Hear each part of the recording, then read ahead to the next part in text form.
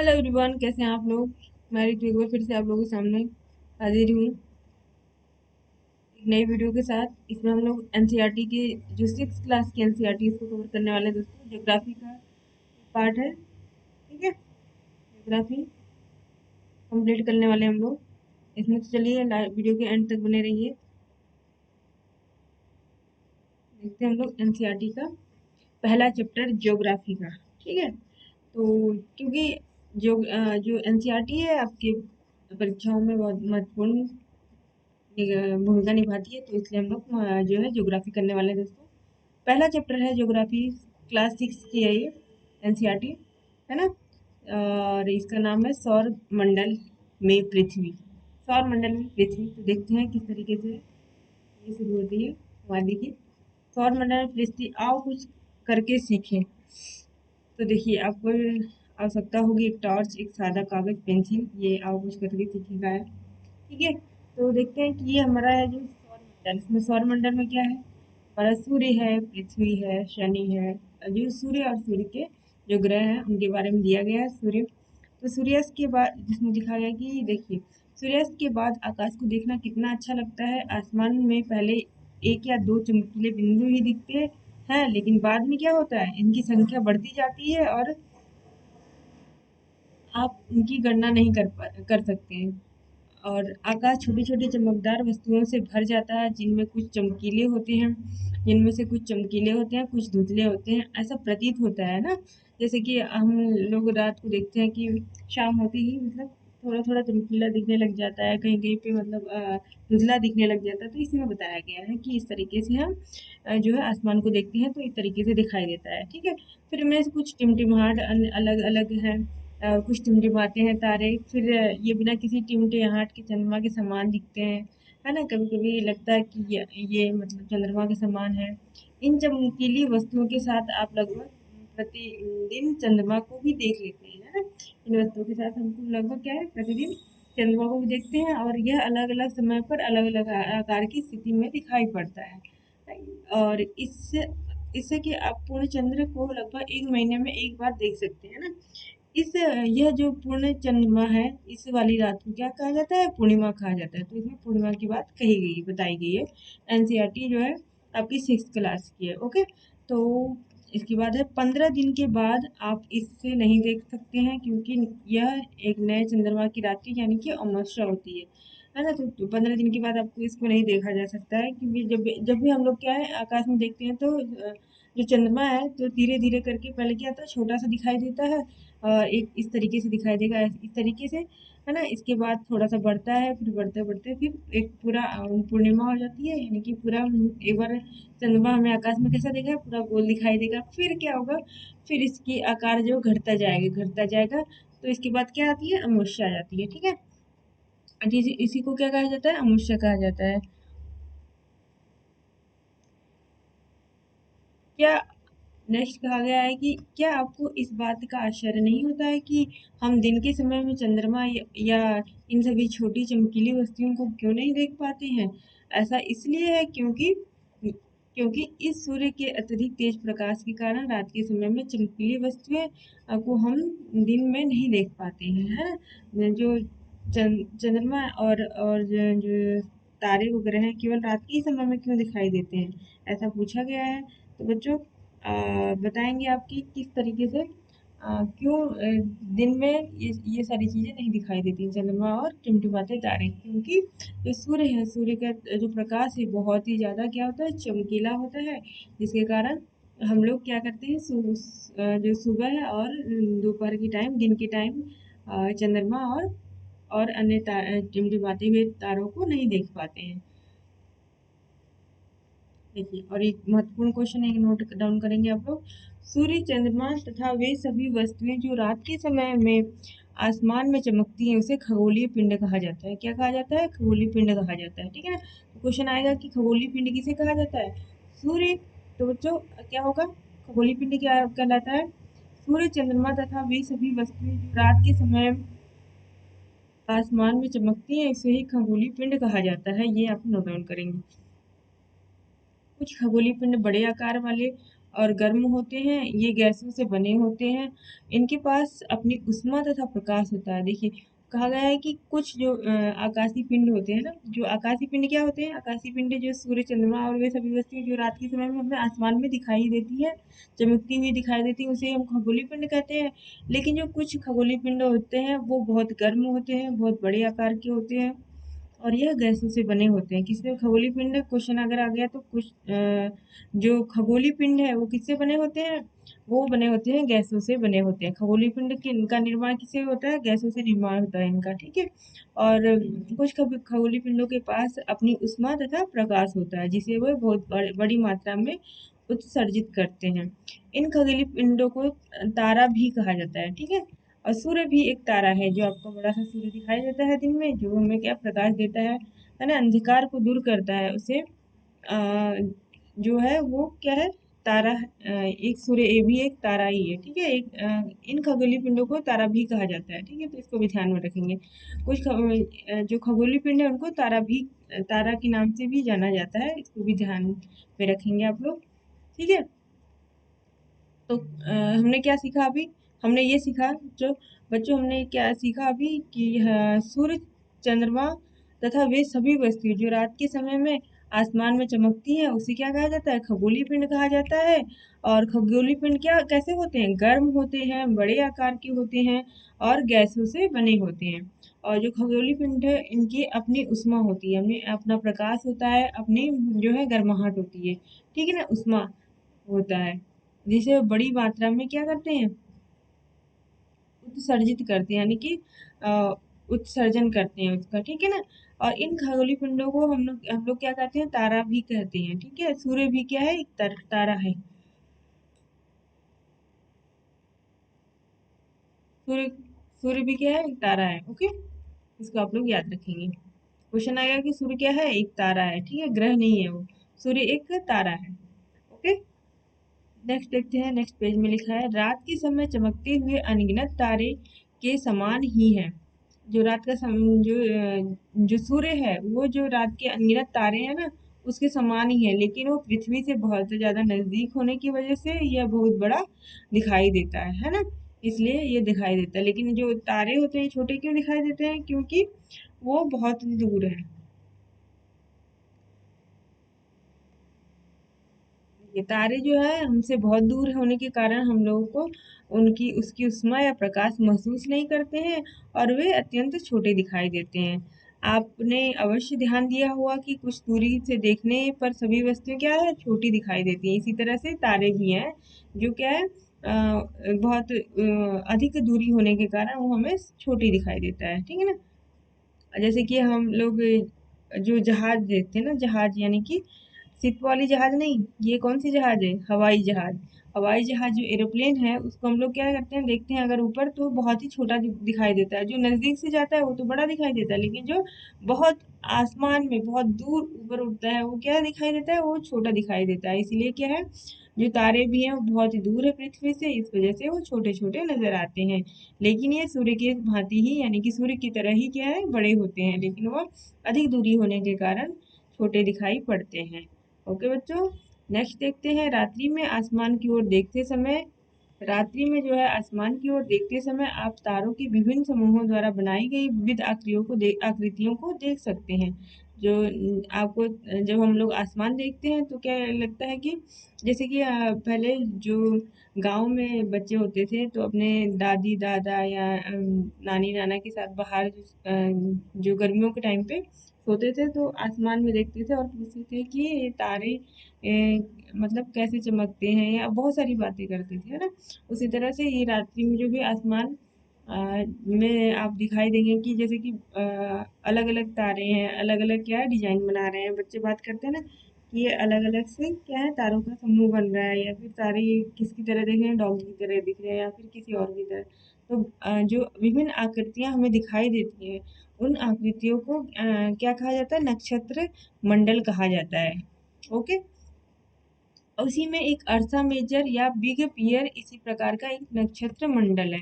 नक्षत्र मंडल है। ठीक है, अगर हम रात में देखते हैं तो भी जो हम छोटे थे, जैसे कि हम लोग बचपन में छोटे थे, तब हम लोग क्या करते थे, ऑब्जर्व करते थे तारे किस तरीके से मतलब तारे टिमटिमा रहे हैं, या फिर अ, तारे टिमटिमा रहे हैं, और तारों का किस तरीके से वो अलग अलग समूह बन रहा है। तो कुछ तारे मतलब अलग से दिखाई देते थे, कुछ ज्यादा चमकते थे, कुछ कम चमकते थे, इस तरीके से दिखाई देते थे। तो इस चीज को, इस घटना को क्या कहा जाता है, नक्षत्र मंडल कहा जाता है, जो है नक्षत्र मंडल कहा जाता है। ठीक है, इसको भी ध्यान में रखेंगे। जो विभिन्न जो तारे हैं रात्रि में असमान या विभिन्न आकृतियों के दिखाई देते हैं, इसको नक्षत्र मंडल कहा जाता है। अर्सा, मेगर या बिग बियर इसी प्रकार का एक क्या है, नक्षत्र मंडल है। और बहुत आसानी से इसे हम लोग पहचान सकते हैं। कैसे कि इसे हम लोग क्या है, सप्त ऋषि कहा जाता है। ठीक है ना, सप्त ऋषि कहा जाता है इसको।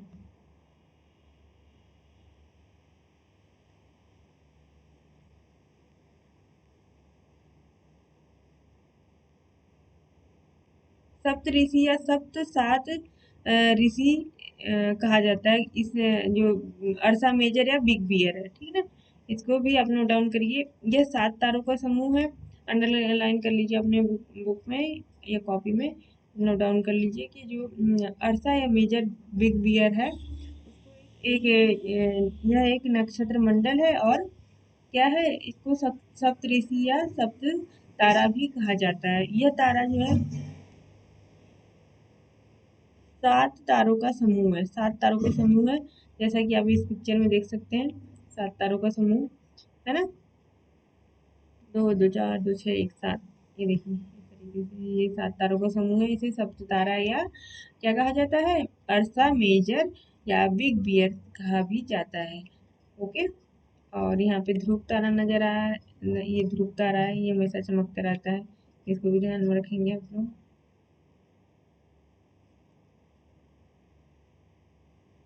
देखिए, अपने परिवार या पड़ोस में किसी बड़े व्यक्ति से कहिए कि वो आपको आसमान में और अधिक तारों, ग्रहों तथा नक्षत्र मंडलों को दिखाए। पहले समय में लोग क्या है, रात्रि में दिशा का निर्धारण तारों की सहायता से करते थे। जो पहले का टाइम वो नहीं था ना, उस टाइम क्या नहीं था, वॉच नहीं थी, या फिर और सारी चीजें नहीं थी जो अभी आधुनिक एरा में है। तो उस समय लोग क्या करते थे, तारों की सहायता से ही दिशा देखते थे, है ना। दिशा यानी कि जैसे ईस्ट वेस्ट नॉर्थ साउथ, है ना, इसका पता लगाते हैं। उत्तरी तारा उत्तर दिशा को बताता है। जो उत्तरी तारा है उत्तर दिशा को बताता है, इसे ध्रुव तारा भी कहा जाता है। तो ध्रुव तारा, कभी कोई क्वेश्चन पूछ लेता है कि ध्रुव तारा की दिशा कौन सी है, ध्रुव तारा किस दिशा में रहता है। ये ध्रुव तारा हमेशा ही उत्तर दिशा में रहता है, ठीक है, इसकी उत्तर दिशा है। तो पहले लोग क्या करते थे, इस तारे को देख के ही क्या उत्तर दिशा का अनुमान लगा लेते थे। हम हम आसमान में हमेशा एक ही स्थान, और जो एक ही स्थान पे हम लोग इसको देखते हैं। ये जो ध्रुव तारा है ना, इसको हम लोग क्या करते हैं, एक ही स्थान पे हमेशा देखते हैं। इसको ही ध्रुव तारा कहा जाता है। यह उत्तर दिशा में पाया जाता है, और इससे हमें अंदाजा लगता है कि हमें उत्तर दिशा की ओर, पहले के लोग क्या करते थे, इसी तारों को देखकर उत्तर दिशा की ओर जो है पता लगा लेते थे। ओके।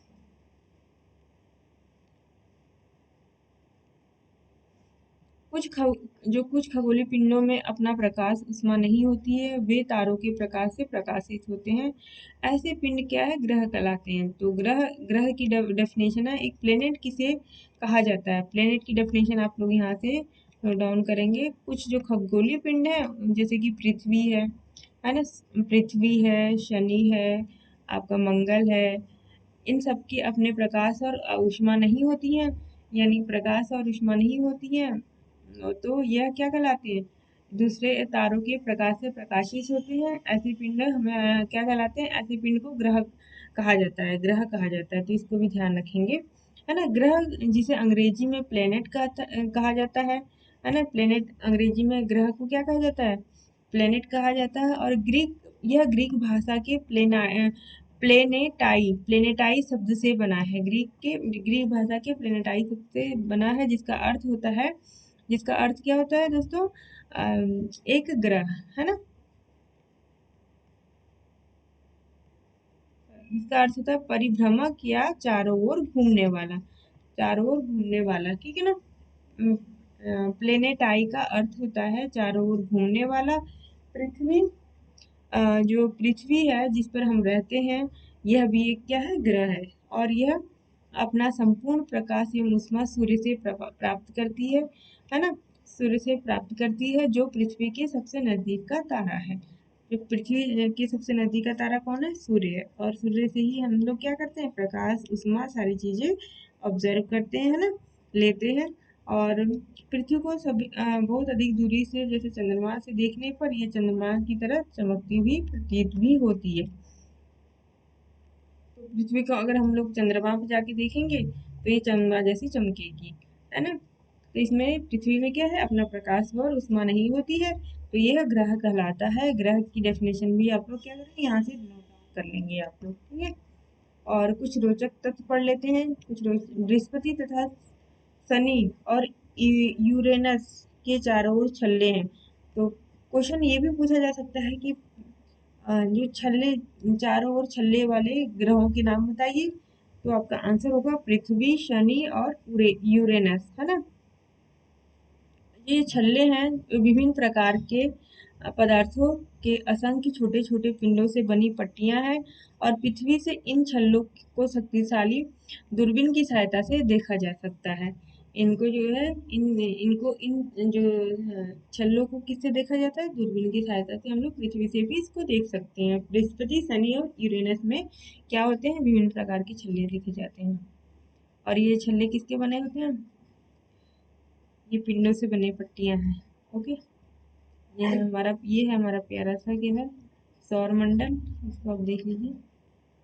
देखिए सूर्य है, इसके बाद बुध है, सूर्य, सन, मरकरी, वीनस, मार्स, अर्थ, और ये देखिए क्षुद्र ग्रह की पट्टी है छोटी छोटी, इसे छल्ला कहा जाता है। जुपिटर है, सैटर्न है, यूरेनस है और नेपच्यून। 8 ग्रह हैं हमारे सौर मंडल में। क्या आप जानते हैं, क्या आप जानते हैं कि जो पौराणिक रोमन कहानियां जो थी, उसमें सोल सूर्य देवता को कहा जाता है। सोल किसे कहा जाता था, सूर्य देवता को। और जो सौर शब्द का अर्थ है सूर्य से संबंधित, इसलिए सूर्य के एक परिवार को सौर मंडल कहा जाता है ना।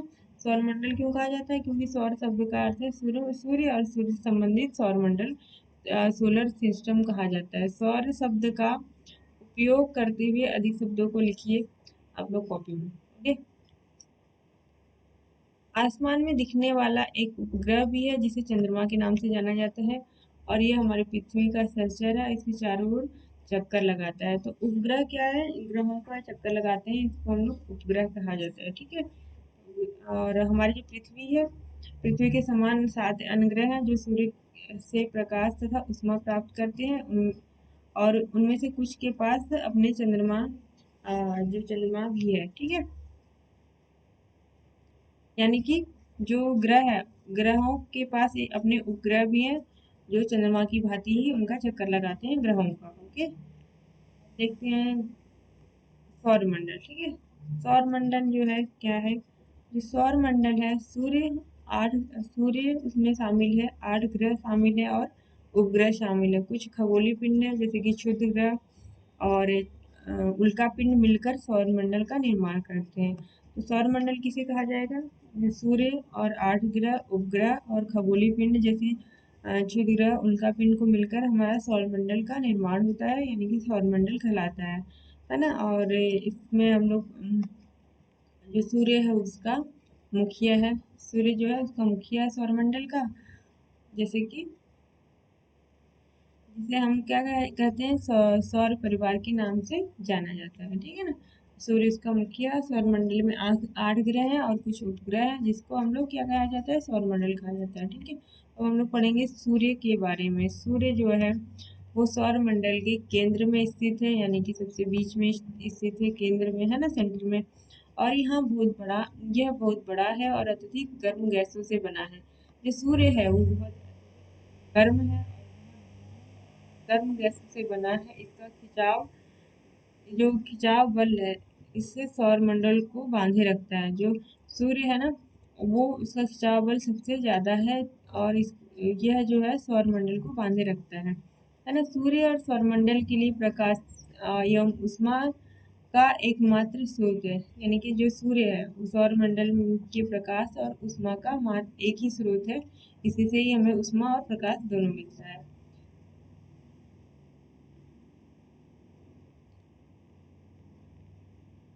देखिए, लेकिन हम इसकी अत्यधिक तेज ऊष्मा को महसूस नहीं करते हैं, क्योंकि सबसे नजदीक का तारा होने के बाद हमें यह हमसे बहुत ही दूर है। जो सूर्य है पृथ्वी से लगभग 15 करोड़ किलोमीटर क्या है दूर है। 15 करोड़ किलोमीटर यह दूर है पृथ्वी से।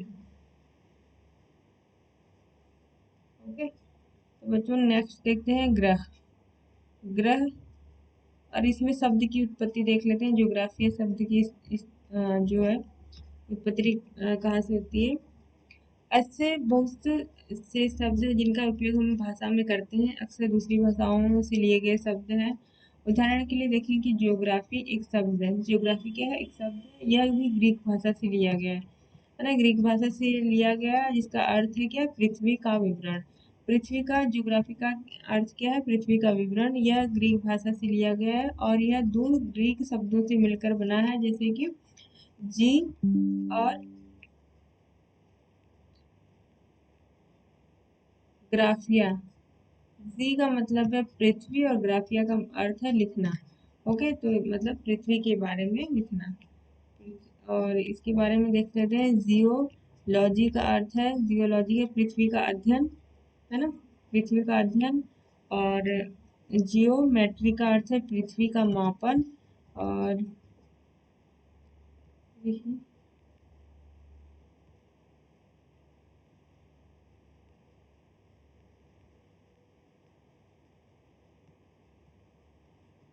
जियोआइड का अर्थ है पृथ्वी के आकार के अनुरूप। ओके, इसको भी ध्यान में रखेंगे आप लोग। जो ग्रह है,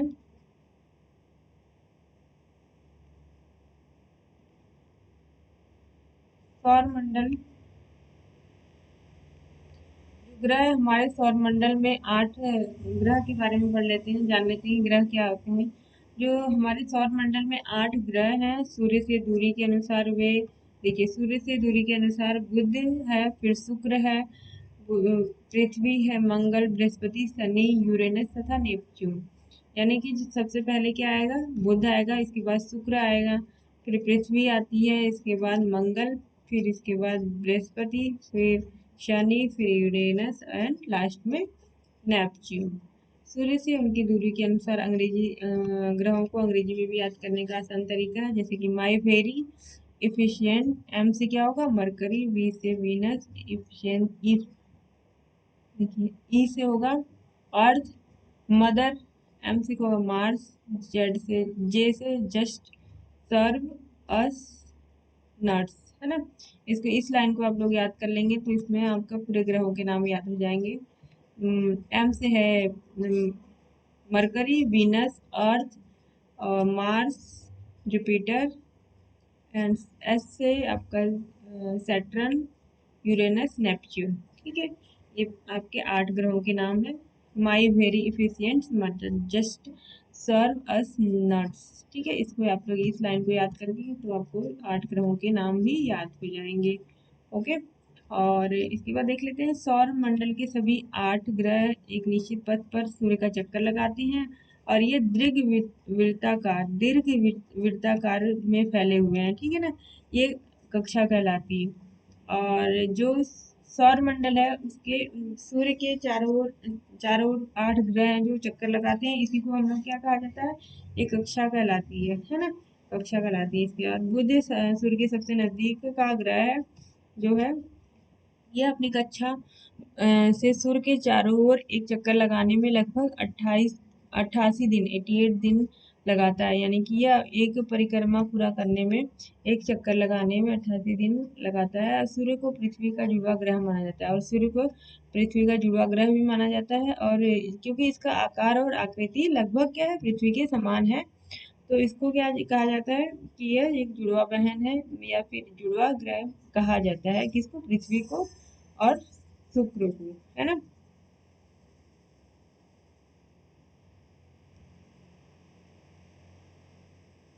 अभी तक क्या माना जाता था बच्चों, अभी तक माना जाता था कि जो प्लूटो है इसको भी ग्रह माना जाता था, लेकिन अंतर्राष्ट्रीय खगोलीय संगठन ने अपनी बैठक 2006 में यह निर्णय लिया कि यह क्या है, एक खगोलीय पिंड है और प्लूटो को एक बौना ग्रह कहा जाता है।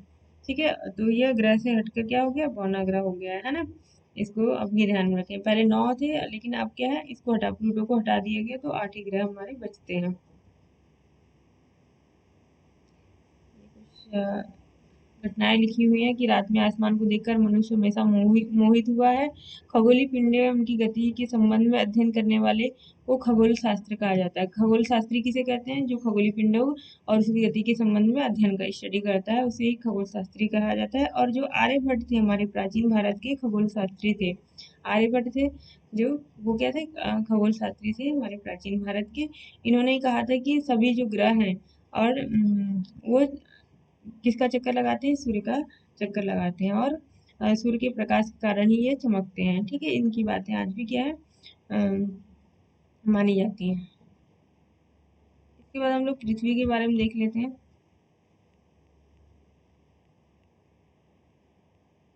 पृथ्वी पृथ्वी है जो सूर्य से दूरी के हिसाब से तीसरा ग्रह है, तीसरा ग्रह है। ठीक है, पहला क्या था, मरकरी यानी कि बुध, इसके बाद वेनस, इसके बाद है पृथ्वी, अर्थ। ओके, तो सूर्य की दूरी के हिसाब से ये तीसरा ग्रह, आकार में यह पांचवा ग्रह है, सबसे बड़ा ग्रह। ठीक है, पांचवा आकार के हिसाब से पांचवा है। ये ध्रुव के पास थोड़ी चपटी है और इसी कारण इसका जो है आकार को भू-आप कहा जाता है। भू-आप का जो अर्थ है पृथ्वी के समान आकार। ठीक है ना, पृथ्वी के समान आकार। जीवन के लिए अनुकूल परिस्थितियां केवल पृथ्वी पर ही पाई जाती हैं। पृथ्वी न तो अधिक गर्म है, न ही अधिक ठंडी। यहाँ पानी की एवं वायु की उपस्थिति है जो हमारे जीवन के लिए आवश्यक है। वायु में जीवन के लिए आवश्यक गैसें हैं, जैसे ऑक्सीजन है। इन्हीं कारणों से हमें क्या है, सौरमंडल का पृथ्वी को सौरमंडल का सबसे अद्भुत ग्रह भी माना जाता है। ओके, क्या आपको पता है कि प्रकाश की गति, क्या आपको पता है प्रकाश की जो गति है लगभग 3 लाख किलोमीटर प्रति सेकंड है। 3 लाख किलोमीटर प्रति सेकंड है, लेकिन इस गति के बावजूद भी सूर्य के प्रकाश को पृथ्वी तक पहुंचने में 8 मिनट का समय लगता है। लगभग 8 मिनट का समय लगता है जो सूर्य का प्रकाश है उसको पृथ्वी तक पहुंचने में। ठीक है, इसको भी ध्यान में रखेंगे, नोट डाउन करेंगे। तो हम लोग पृथ्वी की बात कर रहे थे। पृथ्वी को अद्भुत ग्रह माना जाता है क्योंकि यहाँ पर जीवन जो है पाया जाता है, और यहाँ पे जो आवश्यक गैसें हैं जैसे कि ऑक्सीजन है, और जीवन के लिए क्या है कि पानी की आवश्यकता है, और वायु की आवश्यकता है जो कि यहाँ पे मौजूद है। इसलिए इसको क्या कहा जाता है, अद्भुत ग्रह भी कहा जाता है। और अंतरिक्ष से देखने में पृथ्वी क्या है, नीले रंग की दिखाई पड़ती है, और क्योंकि इसके 2/3 भाग में क्या है, पानी है, इसलिए इसे नीला ग्रह भी कहा जाता है। तो नीला ग्रह क्यों कहा जाता है, क्योंकि इसके लगभग 2/3 भाग में क्या है, पानी ही पानी है, तो इसलिए नीला ग्रह भी कहा जाता है।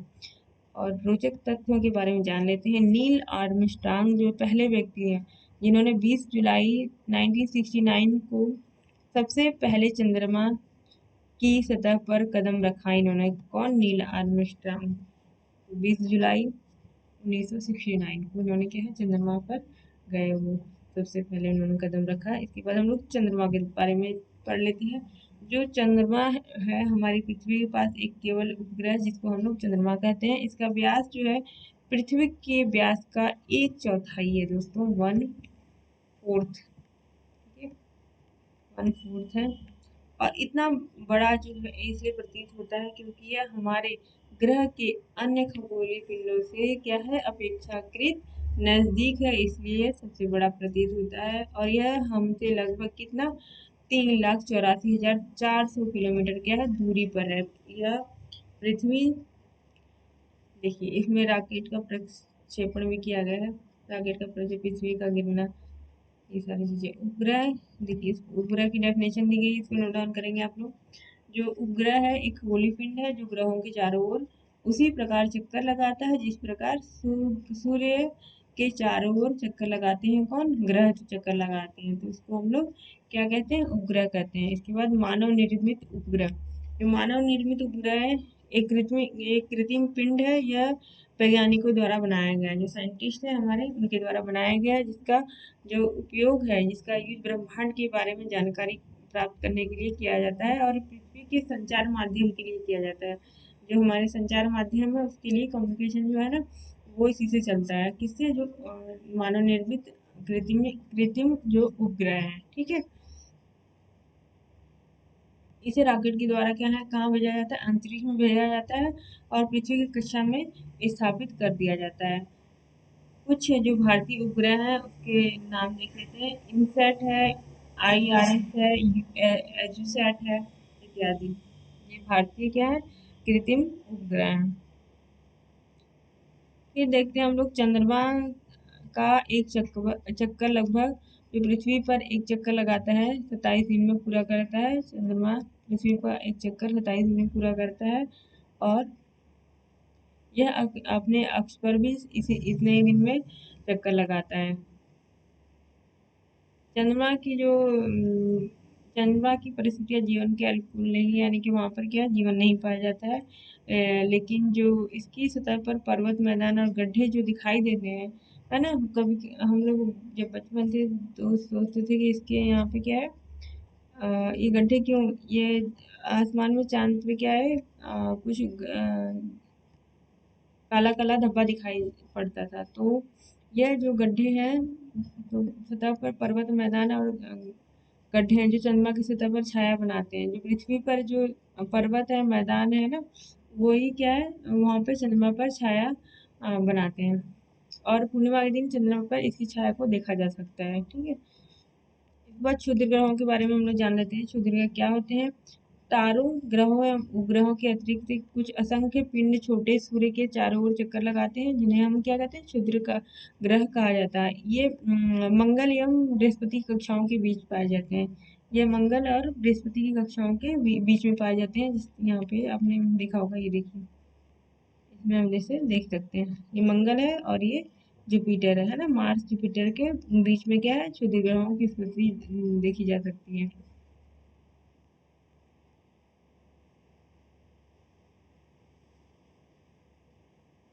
उसके बाद हम लोग उल्का पिंड के बारे में जान लेते हैं। उल्का पिंड जो है, सूर्य के चारों ओर चक्कर लगाने वाले पत्थरों के छोटे छोटे टुकड़ों को उल्का पिंड कहा जाता है। उल्का पिंड किसे कहा जाता है? जो सूर्य के चारों ओर चक्कर लगाते हैं और पत्थरों के जैसे दिखाई देते हैं छोटे छोटे, उनको ये उल्का पिंड कहा जाता है। कभी कभी ये उल्का पिंड जो है पृथ्वी के इतने नजदीक आ जाते हैं कि इनकी जो प्रवृत्ति है पृथ्वी पर गिरने की होती है। इस प्रक्रिया के दौरान क्या है, वायु के साथ घर्षण करते हैं और ये गर्म जल बन करके नीचे गिर जाते हैं और गड्ढा बना देते हैं, है ना। अब देख लेते हैं आकाश गंगा क्या होती है। क्या आपने तारों वाले खुले आसमान में जो एक ओर से और दूसरी ओर तक फैली चौड़ी सफेद पट्टी को देखा है? अगर हाँ देखा है तो यही क्या है? आकाश गंगा है ना। इसी को हम लोग मिल्की वे कहते हैं। हमारा जो सौर मंडल है, इस आकाश गंगा का एक भाग है। प्राचीन भारत में इसकी कल्पना आकाश में प्रकाश की बहती नदी के द्वारा की गई थी। यानी कि इसकी जो गणना है प्राचीन भारत में क्या की, इसकी कल्पना की गई थी, बहती नदी के समान की गई थी। इसका नाम इसीलिए क्या है, आकाश गंगा पड़ा। और आकाश जो है,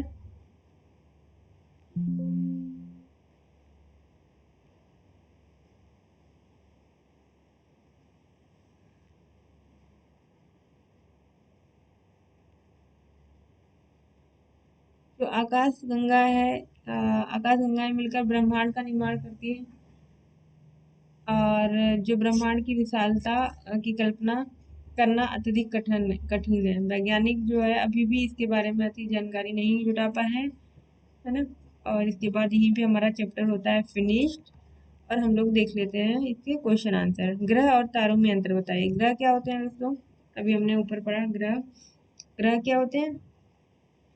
जो ग्रहों के बारे में हमने पढ़ा।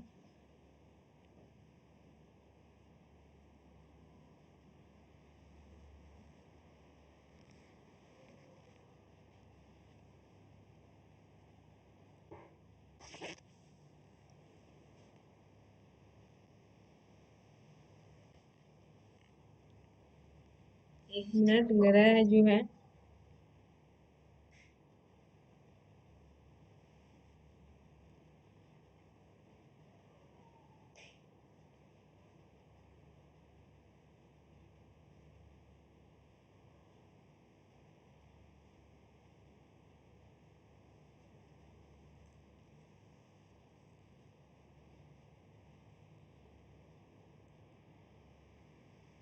दोस्तों, हमने ग्रहों के बारे में पढ़ा था। ये देखिए, तारा किसे कहते हैं?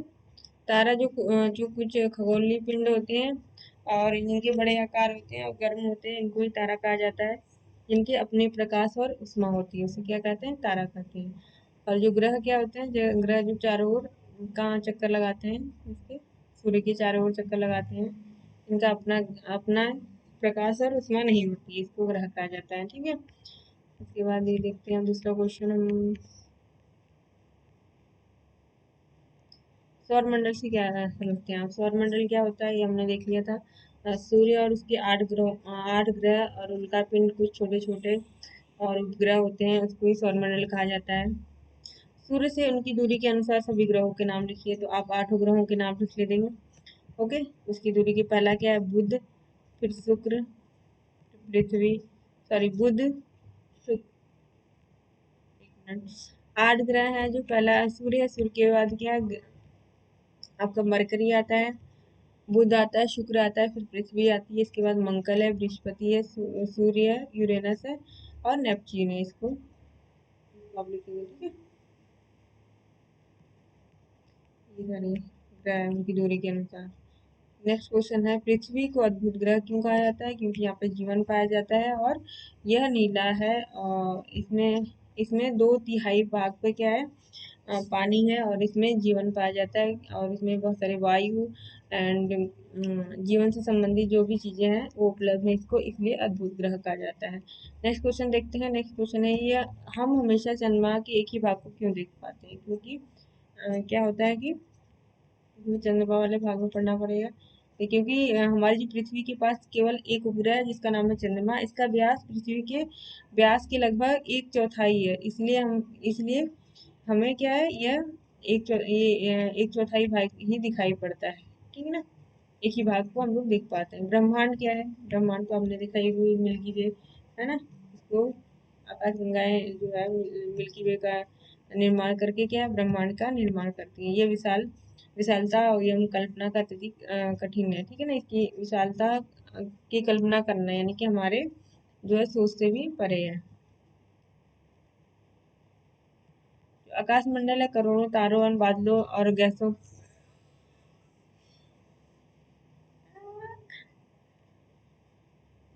इस प्रकार की लाखों जो है आकाश गंगाएं मिलकर ब्रह्मांड का निर्माण करती हैं। ब्रह्मांड का निर्माण जो है, ब्रह्मांड इसे कहा जाता है। ठीक है ना, अब जो बहुत सारी आकाश गंगाएं मिलकर जो है उसको किसका निर्माण करती है? ब्रह्मांड का निर्माण करती है।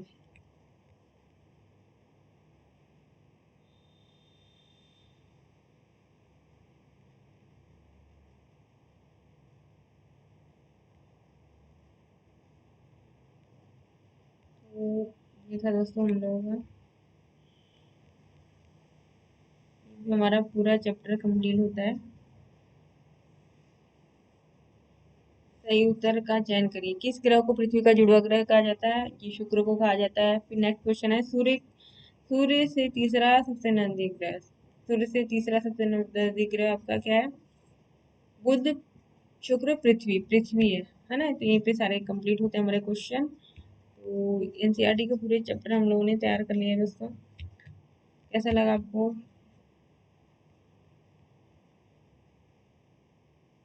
ये वीडियो कैसी लगी आप लोग कमेंट सेक्शन में जरूर बताइएगा। ये हमने आज से हम लोग क्या करें, एनसीईआरटी के ज्योग्राफी का पूरा अब लगभग 1 हफ्ता में पूरा कंप्लीट कर लेंगे, क्योंकि 7 चैप्टर हैं, 6 क्लास के 7 चैप्टर हैं, इसको हम लोग क्या करें, कंप्लीट कर लेंगे। तो ज्योग्राफी का आज पहला चैप्टर कंप्लीट होता है। ओके, और आप लोग जरूर बताइएगा कमेंट सेक्शन में वीडियो कैसी लगी। तब तक के लिए गुड बाय। नेक्स्ट चैप्टर हम लोग कल लेके आएंगे। ओके, कल पढ़ेंगे कि नेक्स्ट चैप्टर में क्या है। ठीक है।